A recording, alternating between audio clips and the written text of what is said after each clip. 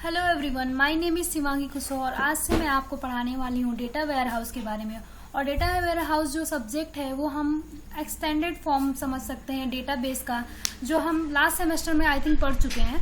सो आज से मैं आपको डेटा वेयर हाउस के बारे में बताऊंगी, जो आपको एग्जाम से रिलेटेड बहुत ही हेल्पफुल होगा।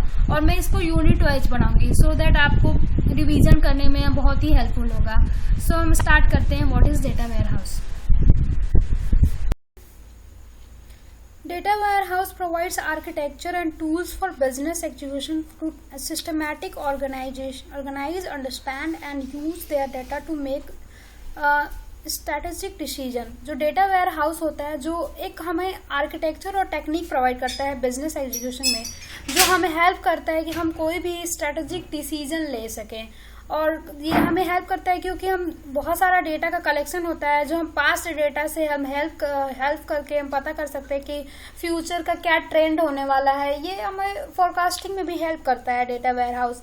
डेटा वेयर हाउस जो होता है is a data repository that is maintain separately from an organisational operational database. एक ये डेटा रिपोजिटरी किस तरह है, जो क्या करता है, एक मेंटेनेंस करता है ऑर्गेनाइजेशनल ऑपरेशनल डेटाबेस को। According to the Williamson H. Inman, a data warehouse is subject oriented। हम विलियमसन के अकॉर्डिंग देखें तो डेटा वेयर हाउस जो होता है एक subject oriented, integrated, time variant and non volatile collection of data होता है, जो मैनेजमेंट के डिसीजन मेकिंग प्रोसेस को सपोर्ट करता है।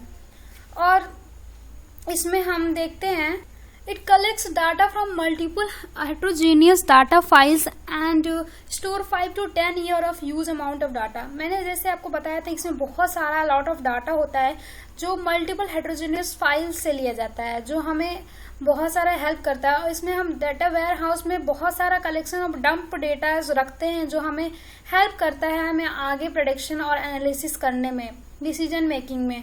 और इसके कुछ डेटा वेयर हाउस के कुछ की फीचर्स होते हैं जो हमने डेफिनेशंस में बताया था। विलियमसन ने जो डेफिनेशन दिया है उसमें कुछ पॉइंट्स दिए हैं जो हमारे वही मेन की फीचर्स होते हैं। तो उसमें पहला होता है कि ये सब्जेक्टिव होते हैं, subject oriented.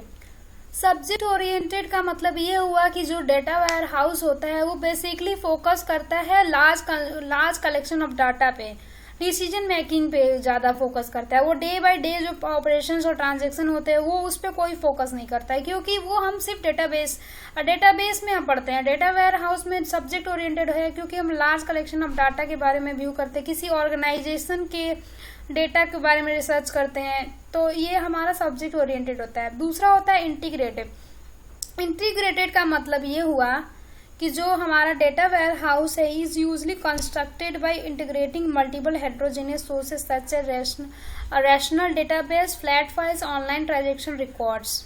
Data cleaning and data integration का यूज करते हैं हम इंटीग्रेशन में, और this ensure the consistency in the conventions attribute measures on.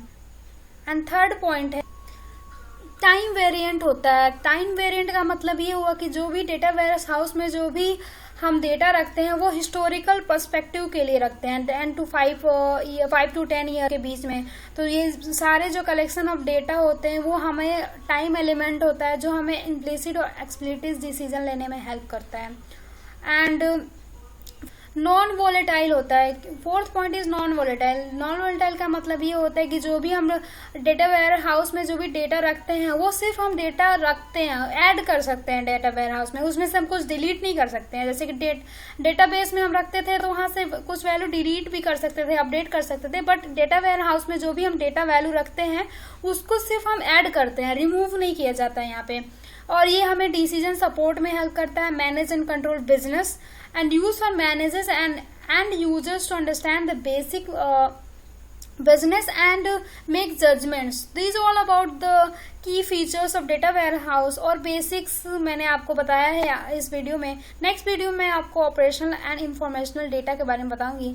Thank you, hope you like that video. Thank you guys.